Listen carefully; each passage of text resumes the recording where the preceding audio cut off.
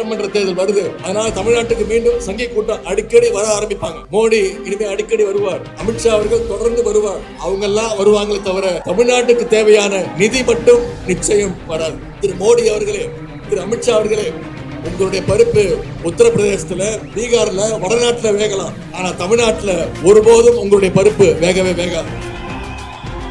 இன்னைக்கு பாஜக அதிமுகவோட கூட்டணி வச்சிருக்கிற கட்சிகள், கூட்டணி வச்சிருக்கக்கூடிய தலைவர்கள், நீங்களே யோசிச்சு பாருங்க. ஒவ்வொருத்தரும் இன்னொருத்தரை எப்படி எல்லாம் புகழ்ந்து பேசினாங்க. 2 மாசத்துக்கு முன்பு, 3 மாதங்களுக்கு முன்பு. நான் என்ன சொன்னாங்கன்னு மட்டும் சொல்றேன், யார் பேசுனாங்கன்னு நீங்களே கண்டுபிடிச்சுக்கோங்க. இப்ப கூட்டணி இருக்கக்கூடிய ஒருத்தர் சொன்னார், திரு எடப்பாடி பழனிசாமி அவர்களோட கூட்டணி வைக்கிறதுக்கு தூக்குல தொங்கிடலாம். சொன்னது யாரு?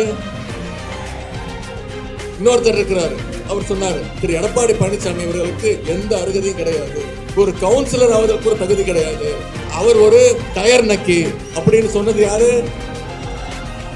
இந்த லட்சணத்துல தமிழ்நாட்டுக்கு டபுள் இன்ஜின் சர்க்கார் வேணும்னு திரு மோடி சொல்றாரு. திரு மோடி அவர்களே, முதல்ல உங்க வண்டியோட டயர்களை பாருங்க. தமிழ்நாட்டில் நீங்க கூட்டு சேர்ந்துக்கக்கூடிய எல்லாருமே பஞ்சரான டயருங்க. உங்களுடைய பஞ்சரான டயர்களும் ஃபங்க்ஷன் ஆகாத டப்பா இன்ஜினும் தமிழ்நாட்டில் என்னைக்கும் ஓடவே ஓட